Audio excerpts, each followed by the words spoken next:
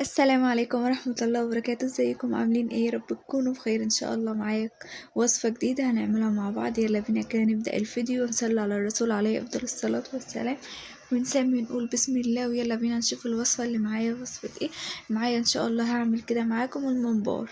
تمام. لو انت اول مرة تشوفوا القناة بتاعتي يسعدني طبعا اشتراكك في القناة، ولو انت مشتركة في القناة متنسيش تعملي لايك وتكتبي لي كومنت في اخر الفيديو تقولي لي ايه رايك في الوصفه وايه رايك في الفيديو. تمام. يلا كده بقى بينا نبدا الفيديو ونشوف احنا عملنا بقى الممبار ده وطلع جميل كده وقمر كده زي ما انتم ما شايفين ازاي، وهل بقى الطعم زي ما احنا يعني طعمه كده زي الشكل ولا ايه؟ تمام. هنبدا كده الفيديو. انا معايا بصراحه كميه الممبار انا غسلتها، ما كنتش انا حاطه في دماغي ان انا هصور وكده. تمام. فخلاص بقى ما كنتش يعني مجهزة للتصوير او ما كنتش مستعدة للتصوير، فكان اخر حبة معايا كده اللي هم عايزين يتنضفوا. تمام. فحبيت ان انا اوريكم كده انا بنضفهم ازاي. انا بمسك الممبار بقلبه. تمام. بروح ماسكه كده قلباه زي ما انتم ما شايفين كده معايا، وبروح حاطه الحرف بتاعه كده في قلب الحنفية، واروح فاتحه الحنفية بيروح نازل كله كده بالطول زي ما انتم ما شايفين كده. تمام. تمام كده. هعمل معاكم كمان واحد عشان خاطر تبقى شايفين انا بعمله ازاي. انا بمسكه كده وبروح ماسكه الحرف بتاعه واروح قلبه. تمام. طبعا بقطعه قطع زي ما انتم حابين، قطع صغيره قطع اصغر من اللي انا عاملاها، بس بصراحه الحلقات اللي انا كنت عاملاها كانت كبيره شويه. انتوا ايه زي ما انتم عايزين. حابين انتوا تعملوها بنفس الطريقه تمام، مش حابين انتوا تعملوها بنفس الطريقه ممكن تصغروها شويه. تمام كده. في ناس كتير قوي بتحب الممبار وبتحب اكله، بس ما بتحبش ان هي تعمله في البيت بسبب تنظيفه، فاكره ان هو تنظيفه يعني حاجه صعبه. بالعكس، انت لو جربت ان انت تعمليه في البيت والله ما هتفكري في مره ان انت تجيبيه جاهز خالص ولا ان انت تاكليه من بره. على الاقل بتبقى انت ضامنه نظافه. اهم حاجه النظافه، تبقى انت ضامنه نظافه بيتك وتبقى انت ضامنه نظافه الحاجه اللي انت عاملاها. وفي حاجات كتير ما ينفعش اصلا ان احنا ناكلها من بره، وزي حكايه الممبار كده ان الممبار بيبقى عايز نظافة اكتر وبيبقى عايز اهتمام اكتر في البيت. زي ما انتم شايفين كده ببدأ ان انا اقلب، ولو مثلا عشان يسهل معايا النزول بروح حاطاه في قلب الحرف بتاع الحنفية والحنفية بتنزل كل اللي فيه. تمام. تمام كده زي ما انتم شايفين. الممبار تنظيفه سهل خالص يعني مش صعب، بس انت بس جربي ان انت تعملي في البيت. تمام. وهيطلع معاكي احسن من بتاع مره 100 مره. ولو فكرتي زي ما بقولك ان انتي تعملي في البيت وجربتي هيطلع مش هتفكري انتي تجيبيه تاني من بره. بصي زي ما انتم ما شايفين، في ناس بقى بتمسك حرف السكينه كده والمنبر وتبدا ان هي تكحت فيه تنزل فيه ايه كل الحاجات اللي فيه. بس انا المنبر اللي كان معايا الحمد لله هو نظيف، انا كنت منضفاه ومكنتش عارفه ان انا هصور خالص، بس انا بوريكم الطريقه يعني اللي احنا بننضف بيها. وبيتمسك بقى بيتغسل بقى بملح وخل او ملح وليمون، وتفضلي تدعكي فيه مره واتنين وتلاته. تبدأي انت تدعكي بملح والخل او ملح وليمون، عشان في ناس بتقول يعني ان الخل بيهري الحاجه. ملح وليمون. تمام. تدعكيه وتسيبيه 5 دقايق وترجعي تشطفيه تاني على الحنفيه، ترجعي نازله عليه بالملح والليمون، وتبدأي ان انت تغسلي تسيبيه 5 دقايق، وتبدأي ان انت تحطي عليه تاني كذا مرة كده لحد ما تلاقي الممبار معاكي مية مية ومنزل كل اللي فيه مفيهوش اي حاجة، وتحت المية الجارية والمية هتنزل كل اي حاجة فيه. تمام. ما تحاوليش انت تكحتيه قوي بالسكينة عشان خاطر ما يرققش منك ويبقى رقيق ويبقى عامل زي الورقة كده. حاولي ان انت ايه يعني حاجة بسيطة بس كده. وبعدين برجع اروح قلباه تاني بعد ما بغسله بقى بالملح والليمون او الملح والخل كذا مرة. بروح ماسكه قلبه بقى تاني على الجنب اللي هو كان فيه، الجنب اللي هو فيه الدهون. مجرد ما بقلبه كده وبحط الحرف بتاعه في الحنفية هو بينزل لوحده. زي ما انتم ما شايفين انا بعمل ازاي. بروح قلبه الحرف واروح قلبيه.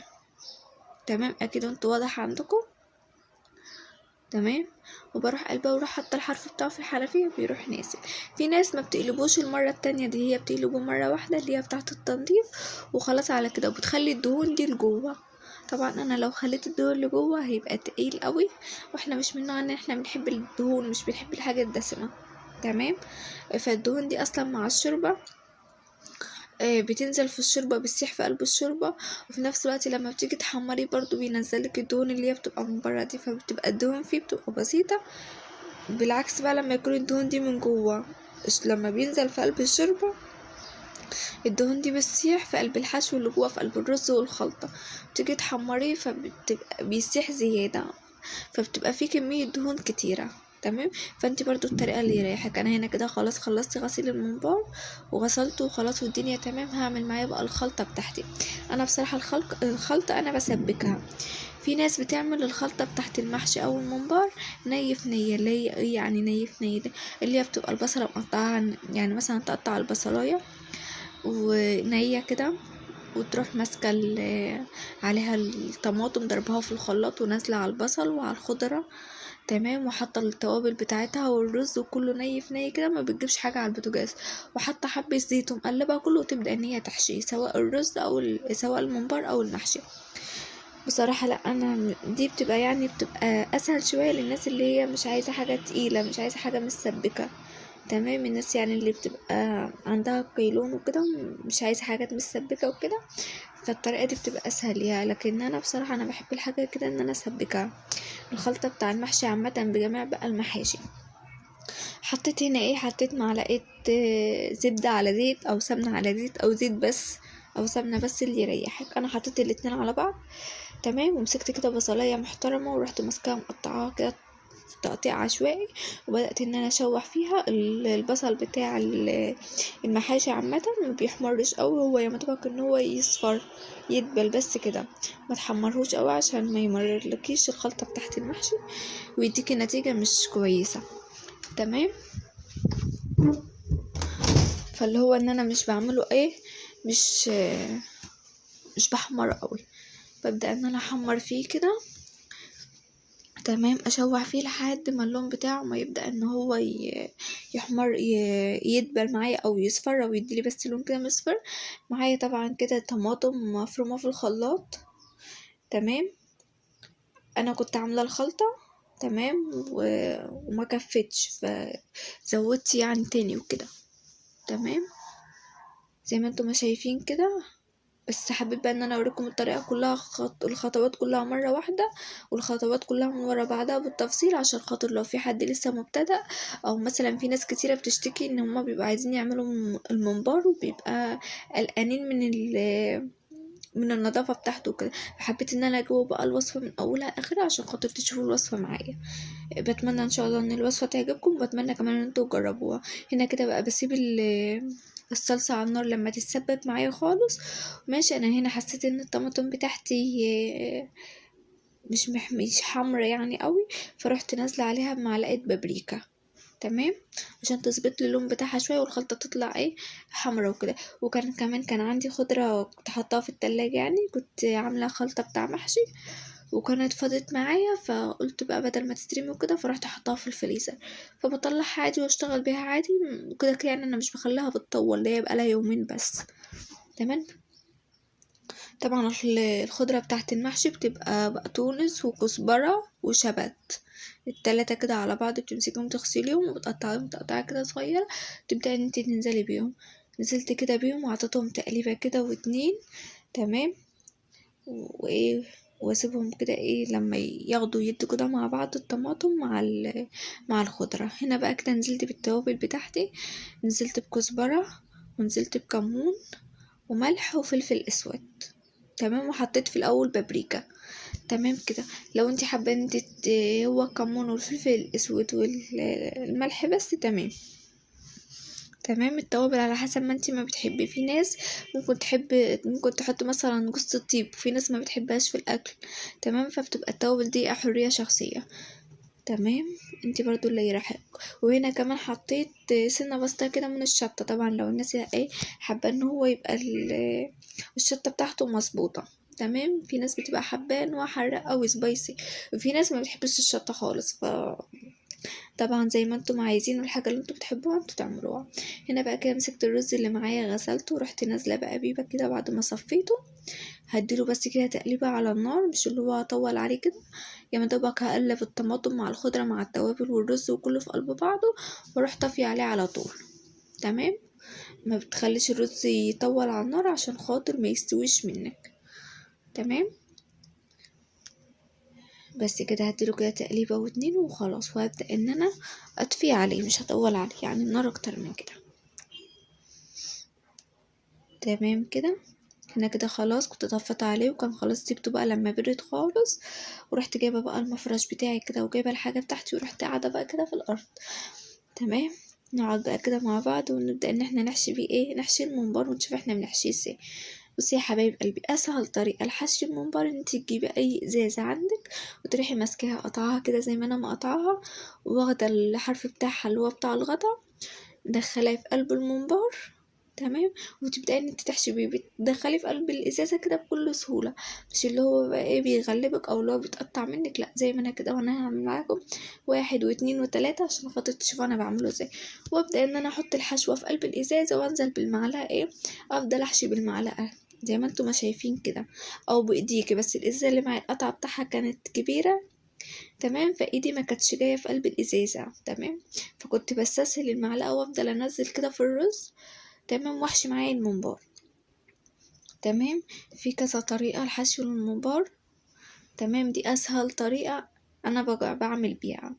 هوريكم برضو طريقه تانية ان انت تحشي بايديكي، بس بتبقى بصراحه بتغلب وهتقعدي طول اليوم تحشي في الممبار. هنا شايفين ما كملتش بالظبط معايا دقيقه، انا مش مسرعه عن الفيديو قوي او حاجه، ما كملتش معايا حاجه واتحشت. وببدا ان انا اظبط كده بايديا عشان لو في اي زياده في الممبار يبدا ان هو ينزل عشان ما يتحشيش زياده، وتلاقي مثلا فرق على قدر الله منك في الشوربه، او مثلا ايه الرز بقى زياده فيه يطلع كله في قلب الشوربه. تمام. بحشي كده الحشو اللي هو المعقول، بخليه اللي هو مش مليان قوي، مظبوط كده. وابدا ان انا افرش الرز او ابططه كده اكنك بتبططي قرصه. تمام. لحد ما ايه ما اخرج الزياده كلها اللي في الرز زي ما انتم ما شايفين كده. هو كده بس. كده الممبار ركبت في الازازه. او قمع يا بنات، في ناس بتعمل القمع ده بتجيبيه منين؟ من اي حد بتاع ادوات منزليه، بيبقى عنده القمع ده برضه متوفر عنده في المحلات. تمام. لو انت بقى مش عندك القمع ماشي وحابه ان انت تعملي الممبار وكده، اي ازازه عندك امسكيها قطعيها.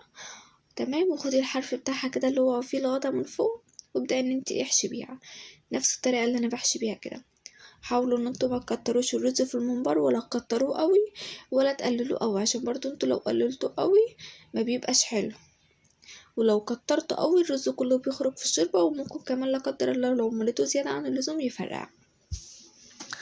تمام. زي ما انتوا شايفين كده بمسك الحرف بتاع الممبار واروح كده بايديا الاتنين كده، واروح ايه مظبطه بص هنا بقى كنت بقول لكم في ناس بقى بتبدا ان هي تحشي كده، بتمسك كده بصوابعها الاتنين الممبار وتبدا ان هي تحشي. دي برضو طريقه برضو سهله بس بتاخد وقت. تمام. سهله برضو بس بتاخد معاكي وقت، مش زي الازازه. يعني انا اصلا كان زمان انا حشيت الصباع ده، شايفين كميه. تبدا ان انت تبططي كده بايديكي. انا هنا بقول لكم لا، انا بصراحه الازازه اسهل والازازه احسن لي. تمام. انتوا برضو زي ما انتوا حابين. في ناس بتحب او الطريقه اللي هي بتاع ايديها دي، وفي ناس كتير او بتحب برضو الطريقه بتاع الازازه او القمع. تمام. في ناس كتير طبعا مش متوفر عندها القمع، فبيبقى سهل موضوع الازازه، وببدا ان انا احشي بيه بكل سهوله. تمام. مش اللي هو بياخد معايا وقت ولا حاجه.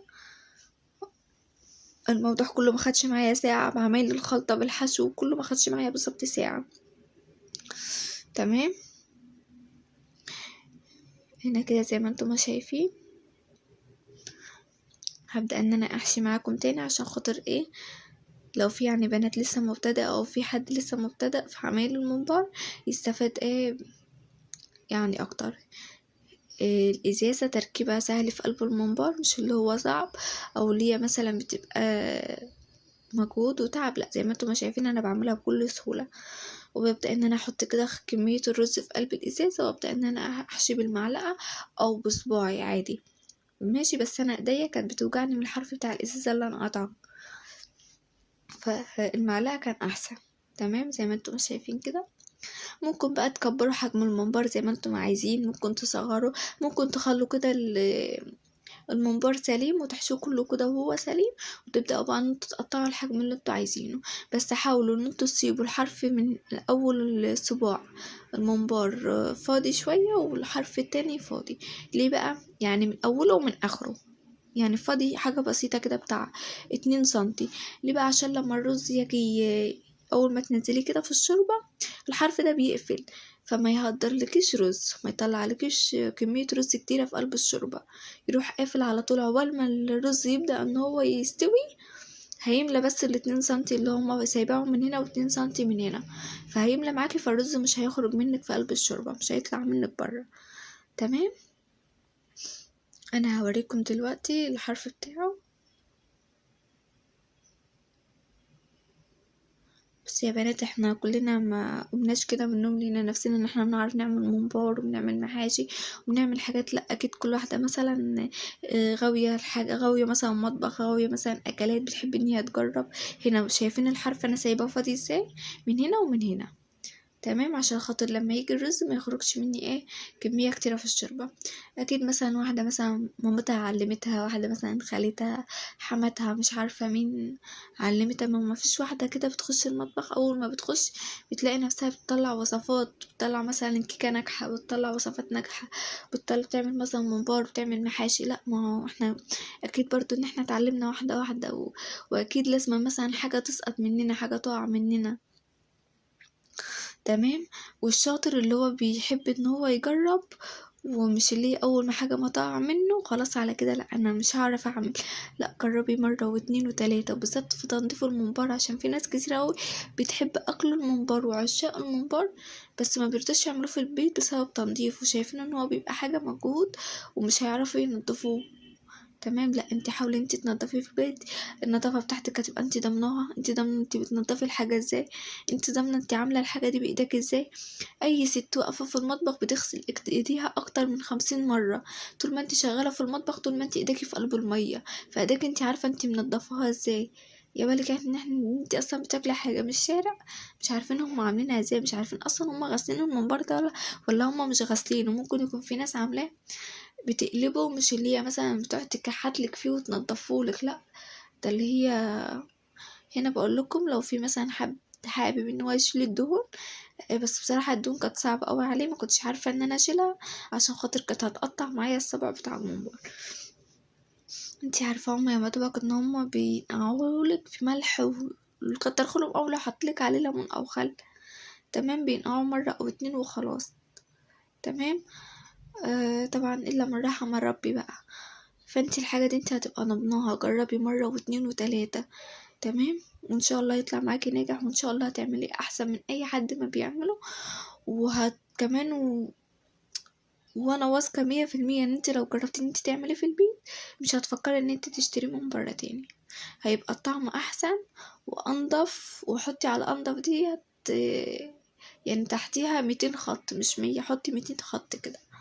تمام. هنا كده ببدأ ان انا بقى بحشي كمية معايا. تمام. وبالمناسبة أنا اول ما قعدت احشي انا عارفة طبعا ان انا مش هاخد وقت في الحشو، فرحت ماسكة الحلة كده مليها مية وحطها على البوتاجاز تغلي، بحيث ان انا ما اضيعش وقت يعني وكده. لو انتي مثلا لسه اول مرة تحشي وايديكي مش سريعة في الحشو بتاع الممبار، استني لما تحشي الكمية كلها وابدأ ان انتي حطي المية تغلي اللي هي اللي انتي هتسلقيه فيها. تمام. تمام كده. انا هنا كده خلاص كنت خلصت الكمية اللي معايا، كان في بس بتاع 3 كده في الطبق او حاجة. هنا كانت في كذا واحدة يعني كبيرة، بدأت ان انا اقطع فيهم زي ما بقول لكم. ممكن تحشوا الصبح كله مرة واحدة وتبدأي ان انت تقطعي الحجم اللي انت عايزاه. تمام. انا هنا كانت الامية بتاعتي كانت خلاص بدأت غلت، ما كانش فيه بس غير 3 صوابع في قلب الطبق كانوا لسه عايزين يتحشوا. هنا انا بحط بقى في الشوربه بتاع الممبار اللي انا بسلق فيها الممبار، انا بحط فيها حبهان ورق لورا ومستكه، بس اللي كان عندي ما كانش صحيح، كان بودره، كان مطحون. تمام. فعادي هيقضي الغرض برضو، اللي هو هيشتغل زيه زي المطحون بالظبط. ما بحطش بقى ولا طماطم ولا بحط مثلا بصل ولا بحط اي حاجه خالص. زي ما انتم شايفين كده اول ما بينزل في الشوربه الحرف بتاعه بيروح قافل على طول. ماشي. وبعد ما يستوي انا هوريكم الشوربه بتاعته ما فيهاش اصلا رز، ما فيهاش حاجه، صافيه خالص، ما فيهاش كده خالص رز. تمام. هسيب الممبار بالظبط خد معايا يعني يا مدبك انا خلصت الحشو وغسلت كام طبق كده وسلطت الدور وكان هو استوى معايا، يعني مثلا قولي خد معايا نص ساعه. تمام. هنا كده كان خلاص كان استوى وكان تمام زي ما انتم شايفين الشوربة. والشوربة اصلا مش محتاجة طماطم، اللي هي اصلا شايفين لونها، ولا محتاجة بصل ولا محتاجة طماطم ولا محتاجة حاجة. تمام. هنا كان خلاص، كنت بوريكم بقى انا بطلعه كده في قلب المصفى او حاجة، وابدا ان انا احمر فيه. بحط كده رشة ملح بسيطة في قلب الزيت عشان ما يبداش ان هو يطرطش معايا في التحمير ويبهدل لي الدنيا. وكمان وايديا ما تتلسوحش كمان وكده. زي ما انتم شايفين بيتقطع بكل سهولة ومستوي. والطعم كان يا بنات كان قمر قمر قمر، الطعم كان خرافة. بتمنى ان انتوا تجربوا الوصفة. ولو انتوا لسه اول مرة تشوفوا القناة بتاعتي، يسعدني طبعا اشتراكك في القناة. ولو انت مشتركة ما تنسيش تعملي لايك وتكتبي لي كومنت حلو يشجعني على الوصفة الحلوة دي. تمام. واحب اقول لكم السلام عليكم ورحمة الله وبركاته، واستودعكم الله. وشرفني طبعا اشتراكك في القناة وبشكر اي حد مشترك عندي في القناة، بشكره طبعا على متابعته وعلى الكلام الحلو اللي بيكتبه لي في الكومنتات. يا رب يا رب يسعدكم زي ما انتم بتسعدوا قلبي بكلامكم الحلو اللي انتم بتكتبوا لي في الكومنتات. يلا مع السلامة، استودعكم الله.